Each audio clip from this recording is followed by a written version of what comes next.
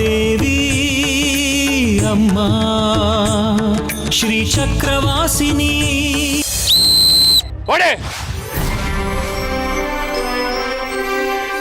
ಹಿರಣ್ಮೈಗೆ ಓಡಕ್ಕೆ ಆಗ್ತಿಲ್ಲ, ಸೋತೋಗ್ತಾಳೋ ಏನೋ.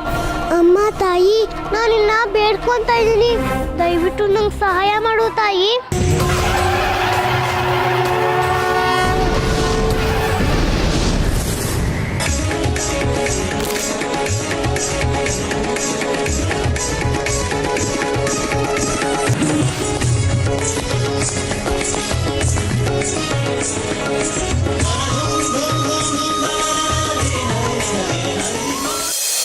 ಶುಭವಾಗಲಿ ಮಗಳೇ, ನಾನು ಅವಕಾಶ ಮಾಡಿಕೊಟ್ಟಿದ್ದಕ್ಕೂ ಸಾರ್ಥಕ ಆಯಿತು. ದೇವ್ರು ನಿನ್ನ ಚೆನ್ನಾಗಿಟ್ಟಿರಲಿ.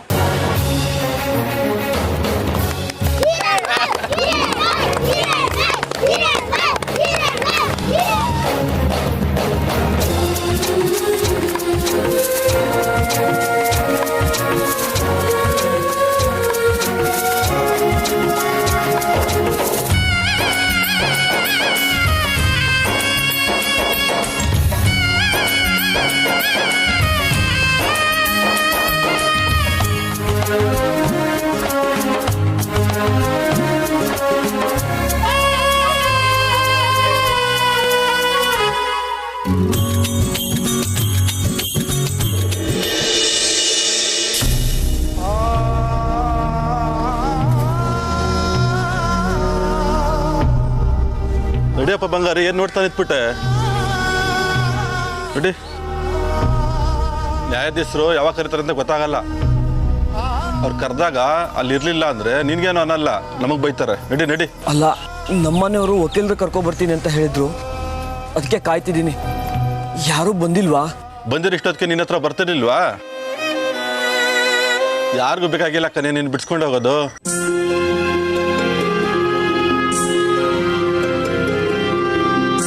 ಇಲ್ಲ ಇಲ್ಲ, ನನ್ನ ಮಗಳು ಹಾಗಲ್ಲ, ಬಂದೇ ಬರ್ತೀನಿ ಅಂತ ಹೇಳಿದ್ಲು.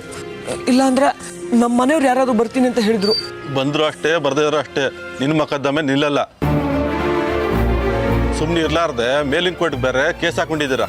ಅಲ್ಲ ಸಾಹೇಬ್ರೆ, ಒಂದು 5 ನಿಮಿಷ ಇಲ್ಲೇ ಕಾಯೋಣ, ಅವ್ರು ಬಂದೇ ಬರ್ತಾರೆ. ಬಂದ್ರೆ ಸಂತೋಷನೇ ಕಣಪ್ಪ, ಆದ್ರೆ ಇಲ್ಲಿ ಕಾಯ್ಕೊಂಡು ನಿಂತ್ಕೊಳಕ್ ಆಗಲ್ಲ. ನಡಿ ಒಳಗಡೆ ಹೋಗೋಣ, ಸಾಹೇಬ್ರು ನೋಡ್ರೆ ನನ್ನ ಕೆಲಸ ಹೋಗುತ್ತೆ. ಬರಪ್ಪ.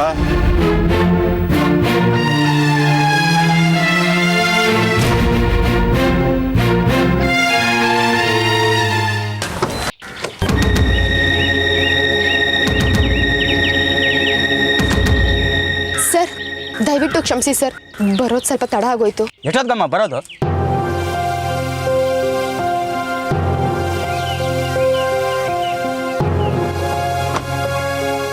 ಈಗಾಗಲೇ ಮೊಕದ್ದಮೆ ಶುರುವಾಗಿರುತ್ತೋ ಏನೋ. ಸರ್, ನಿಮಗೆ ನ್ಯಾಯಾಲಯದಲ್ಲಿ ಒಳ್ಳೆ ಹೆಸರಿದೆ. ನೀವಿವತ್ತು ಮೊಕದ್ದಮೆಯಲ್ಲಿ ನಮ್ಮ ಪರವಾಗಿ ವಾದಿಸಿದ್ದೀರಾ ಅಂತ ಎಲ್ಲರಿಗೂ ಗೊತ್ತು. ಬನ್ನಿ ಹೋಗೋಣ, ತಗೊಳ್ಳಿ ದುಡ್ಡು.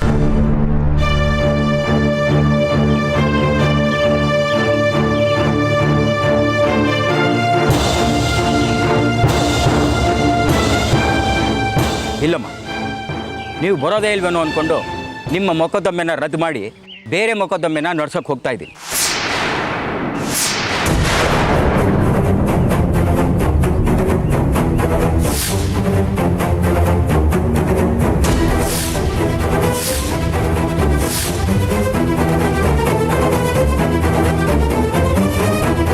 ಕೊನೆ ಕ್ಷಣದಲ್ಲಿ ಹೀಗೆ ಹೇಳಿದ್ರೆ ಹೇಗೆ ಸರ್?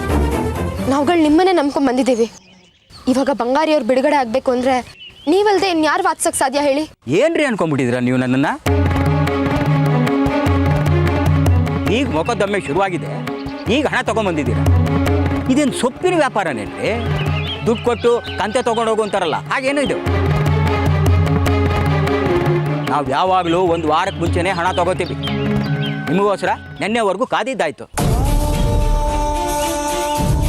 ದಯವಿಟ್ಟು ಆಗ ಅನ್ಬೇಡಿ ಸರ್,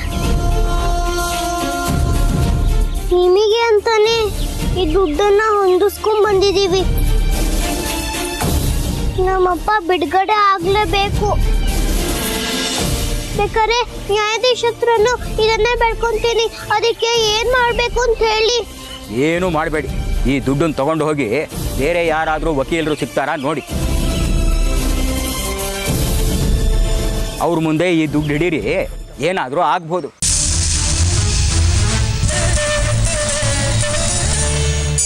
ಬಿಡುಗಡೆ ಆಗದೆ ಹೋದರೂ ನಿಮ್ಮ ಮೊಕದ್ದಮೆನ 1-2 ವರ್ಷನಾದರೂ ಮುಂದಕ್ಕೆ ತಳ್ಬೋದು.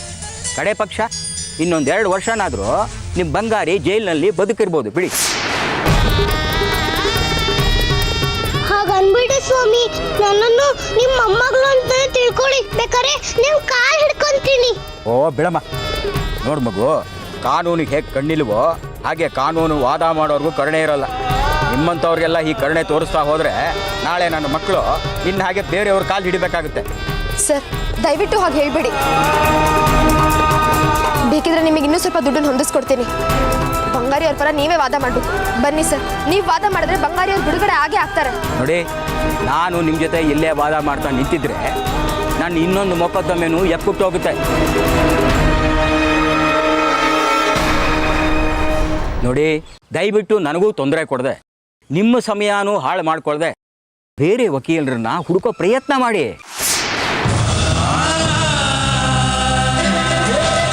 ಆಮೇಲೆ ಮೊಕದ್ದಮೆ ಶುರುವಾಗಿ ವಾದ ಮಾಡೋರು ಯಾರೂ ಇಲ್ಲ ಅಂತ ನ್ಯಾಯಾಧೀಶರು ಗೊತ್ತಾದರೆ ನಿಮ್ಮ ಬಂಗಾರಿಗೆ ನೇಣಿನ ಶಿಕ್ಷೆ ಖಚಿತವಾಗಿಬಿಡುತ್ತೆ.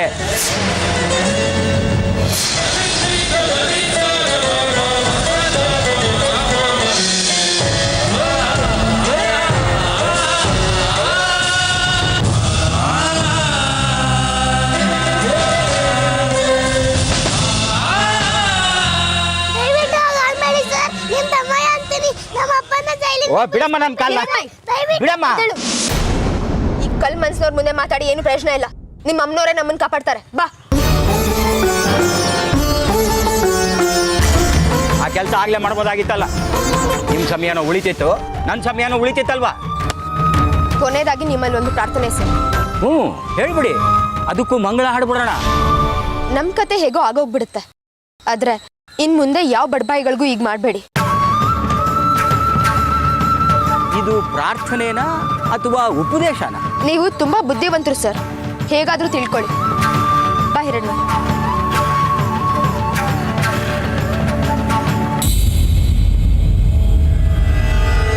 ಶಹಬ್ಬಾಷ್. ನಿಮ್ಮ ಆಟ ಒಂಥರ ಚೆನ್ನಾಗಿದೆ ವಕೀಲ್ರೆ.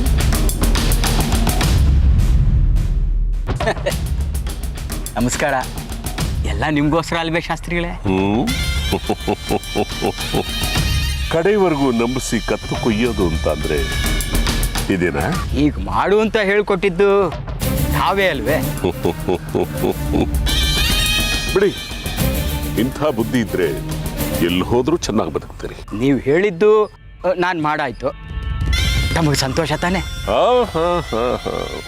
ಸಂತೋಷನೇ, ಸಂತೋಷನೇ. ಮತ್ತೆ ನನಗೆ ಕೊಡ್ತೀನಿ ಅಂತ ಹೇಳಿದ್ದು? ಸಿಗುತ್ತೆ, ಕೈ ತುಂಬ ಬಕ್ಷಿಸ್ ಸಿಗುತ್ತೆ. ಯೋಚನೆ ಮಾಡಬೇಡಿ, ಹೋಗ್ಬನ್ನಿ, ಒಳ್ಳೇದಾಗುತ್ತೆ. ಆಯ್ತು, ನಾನೇನು ಬರ್ತೀನಿ.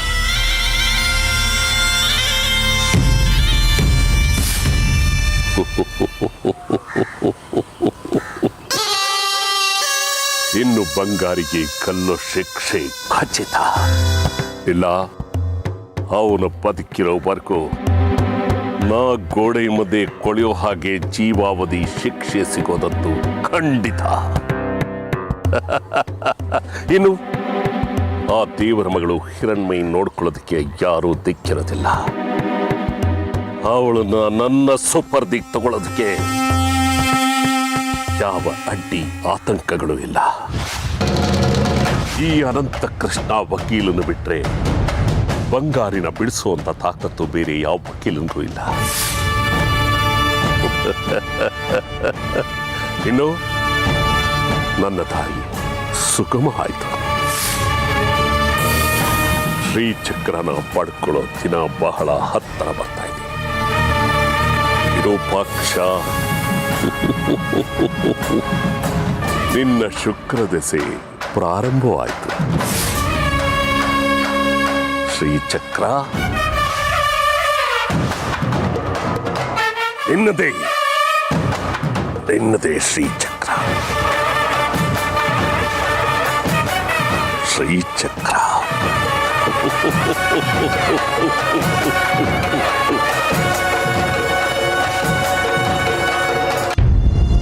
ಬಗರಿ ಬಗರಿ, ಹೇಗಿದ್ಯಪ್ಪ? ಚೆನ್ನಾಗಿದ್ಯೇನೋ? ಎಷ್ಟು ಸೊರಗೋಗಿದೆಯೋ. ಹಾಗೇನಿಲ್ಲ ಅಜ್ಜಿ, ನಾನು ಚೆನ್ನಾಗಿದ್ದೀನಿ. ಮಗಳು ಹಿರಣ್ಮಯಿ ಇಲ್ಲ ಅಜ್ಜಿ? ನೋಡಲಿ ಮಗಳೇ, ಚೆನ್ನಾಗಿದೆಯೇನಮ್ಮ? ಚೆನ್ನಾಗಿದ್ದೀನಿ ಅಪ್ಪ.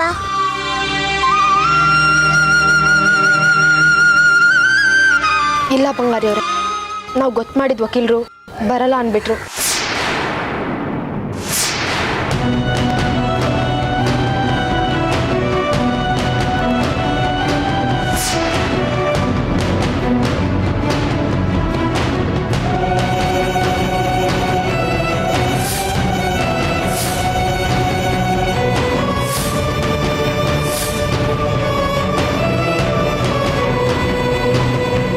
ನಾನು ಅವ್ರನ್ನ ಎಷ್ಟು ಕೇಳ್ಕೊಂಡೆ. ಅವ್ರಿಗೋಸ್ಕರ ದುಡ್ಡು ಕೊಡಕ್ಕೆ ಆ ಪಂದ್ಯದಲ್ಲೂ ಗೆದ್ದೆ. ಆದ್ರೆ ನಾನು ಏನ್ ಹೇಳಿದ್ರು ಆ ವಕೀಲರು ಒಪ್ಲೇ ಇಲ್ಲ, ಬರಲ್ಲ ಅನ್ಬಿಟ್ರು.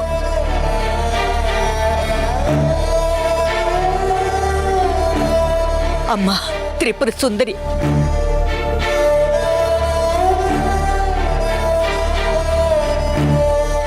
ಯಾಕಮ್ಮ ಈ ರೀತಿ ನಮ್ಮನ್ನ ಪರೀಕ್ಷೆ ಮಾಡ್ತಿದ್ಯಾ? ಹೀಗೆ ದೀಪ ಬೆಳಗಿಸಿ ಆ ಕಡೆ ಗಾಳಿನೂ ನೀನೇ ಬೀಸ್ತಿದ್ಯಲ್ಲಮ್ಮ.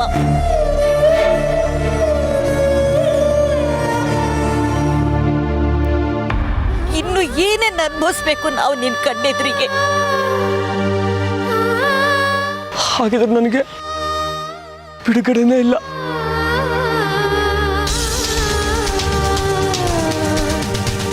ನನ್ನ ಕಲ್ಗಾಕ್ಬಿಡ್ತಾರೆ, ಜೀವಾವಧಿ ಶಿಕ್ಷೆ ಥರ ತೀರ್ಪು ಕೊಟ್ಬಿಡ್ತಾರೆ.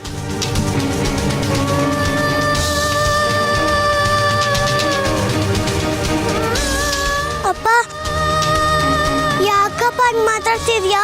ನಿನಗೆ ಮಾತಾಡಿದ್ರೆ ನಂಗೆ ಅಳು ಬರುತ್ತೆ. ಎಲ್ಲ ಕಡೆಯಿಂದ ಕೈ ಕಟ್ಟಾಗ್ದಾಗಿದೆ. ಪಾಪ ಬಂಗಾರಿ, ಟೈಮ್ ಆಯ್ತು, ಜಡ್ಜ್ ಬಂದಿರ್ತಾರೆ.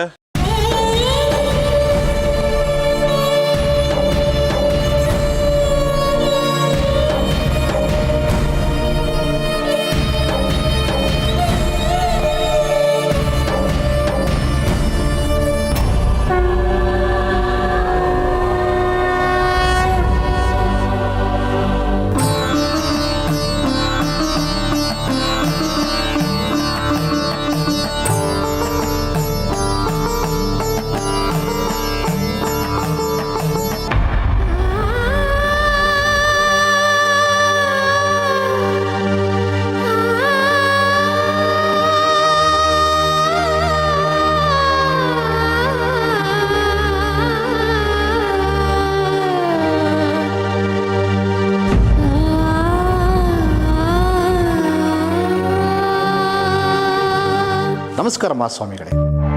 ಬಂಗಾರಿ ಎನ್ನುವ ಈ ವ್ಯಕ್ತಿಯು ಅಮ್ನೋರ್ ಹೆಸರಿನಲ್ಲಿ ಅನೇಕ ಕೊಲೆಗಳನ್ನು ಮಾಡಿದ್ದಾನೆ ಎಂದು ಕೆಳಗಿನ ನ್ಯಾಯಾಲಯವು ಈತನಿಗೆ ಜೀವಾವಧಿ ಶಿಕ್ಷೆಯನ್ನು ವಿಧಿಸಿದೆ.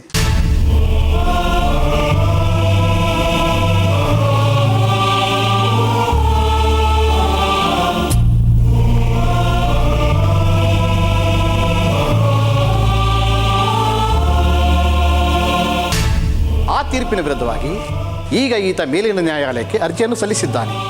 ಆದರೆ ಈತನ ಪರವಾಗಿ ವಾದ ಮಾಡಲು ಯಾರೂ ಮುಂದೆ ಬಂದಿಲ್ಲ.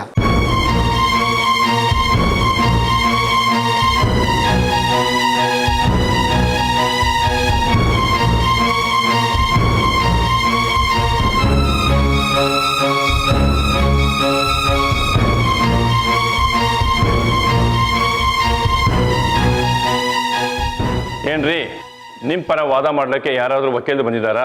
ಮಹಾಸ್ವಾಮಿಗಳೇ, ನನ್ನ ಪರವಾಗಿ ವಾದ ಮಾಡಬೇಕಾಗಿರೋ ವಕೀಲರು ಕಡೆ ಕ್ಷಣದಲ್ಲಿ ಆಗಲ್ಲ ಅಂದ್ರಂತೆ. ನಮಗೆ ವಿವರಣೆ ಏನು ಬೇಕಿಲ್ಲ ರೀ. ಈಗ ನಿಮ್ಮ ಪರವಾಗಿ ವಾದ ಮಾಡೋದಕ್ಕೆ ಯಾರಾದರೂ ವಕೀಲರು ಇದ್ದಾರಾ? ನನ್ನ ಪರವಾಗಿ ವಾದ ಮಾಡೋಕ್ಕೆ ಆ ಅಮ್ಮನವರೇ ಬರಬೇಕು.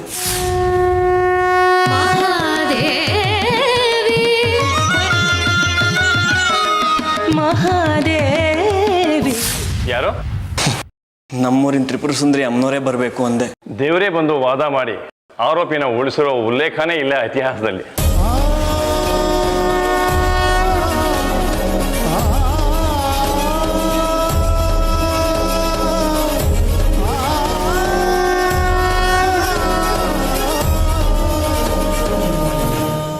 ಬಂಗಾರಿ ಪರ ನಾನ್ ವಕಾಲತ್ ನಡೆಸ್ತೀನಿ.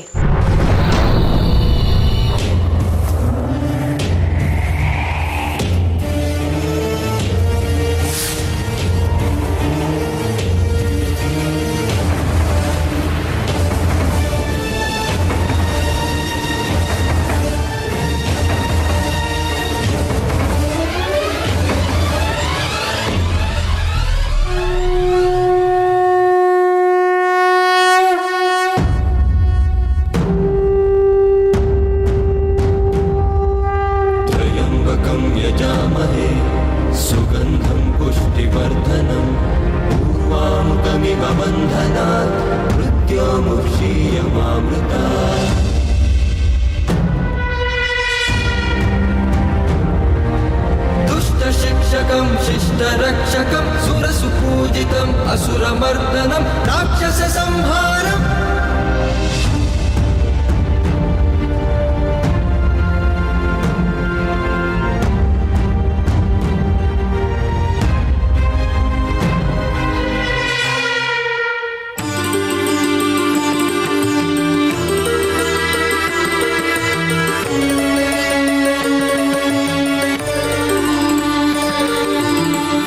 ಭಕುತರ ಹೃದಯವೇ ಮಾತೆಗೆ ಆಲಯ, ಮಾತೆಯ ಸಿರಿಮಡಿಲು ಮಮತೆಯ ನಿಲಯ.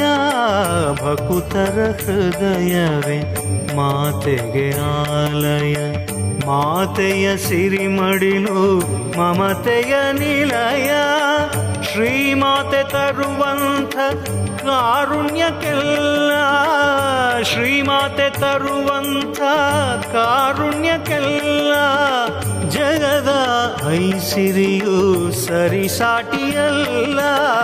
ಭಕುತರ ಹೃದಯವೇ ಮಾತೆಗೆ ಆಲಯ, ಮಾತೆಯ ಸಿರಿಮಡಿಲು.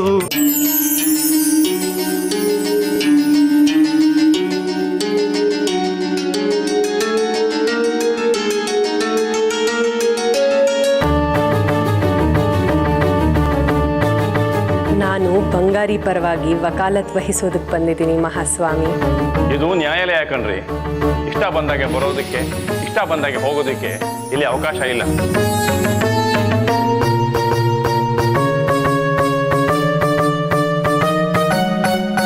ಈಗಾಗಲೇ ವಿಚಾರಣೆ ತಡವಾಗಿದೆ. ಅದ್ಯಾಕೆ ನೀವು ಈಗ ಬಂದು ಇವರ ಪರವಾಗಿ ವಕಾಲತ್ ವಹಿಸಿರೋದು?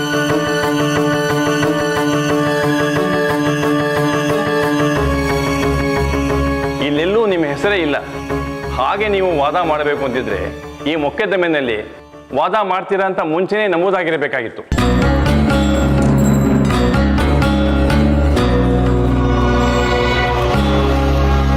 ಈ ಆರೋಪಿ ಬಂಗಾರಿ ಕೂಡ ತನ್ನ ಪರವಾಗಿ ವಾದ ಮಾಡಲಿಕ್ಕೆ ಯಾರೂ ವಕೀಲರು ಇಲ್ಲ ಅಂತ ಹೇಳಿದ್ನಲ್ಲ. ತಡವಾಗಿ ಬಂದಿದ್ದಕ್ಕೆ ಮೊದಲು ಕ್ಷಮೆ ಕೇಳ್ತಾ ಇದ್ದೀನಿ ಮಹಾಸ್ವಾಮಿ. ಯಾರಿಗೆ ಯಾರೂ ಇಲ್ಲ ಅಂತ ಭಾವಿಸ್ತಾರೋ ಅವರಿಗೆ ದೇವರಿರ್ತಾರೆ ಅನ್ನೋ ಸತ್ಯ ಇಡೀ ಜಗತ್ತಿಗೆ ಗೊತ್ತಿದೆ.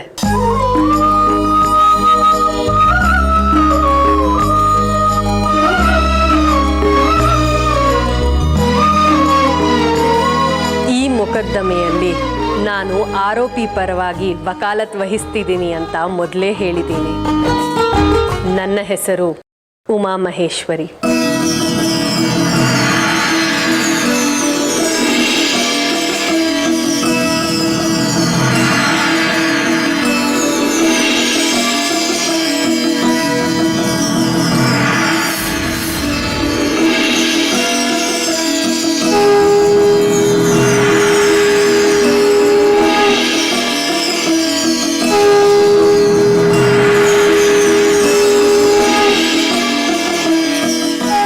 ಇನ್ನೊಮ್ಮೆ ಮೊಕದ್ದಮೆಯ ದಾಖಲೆಗಳನ್ನು ಪರಿಶೀಲಿಸಬೇಕು.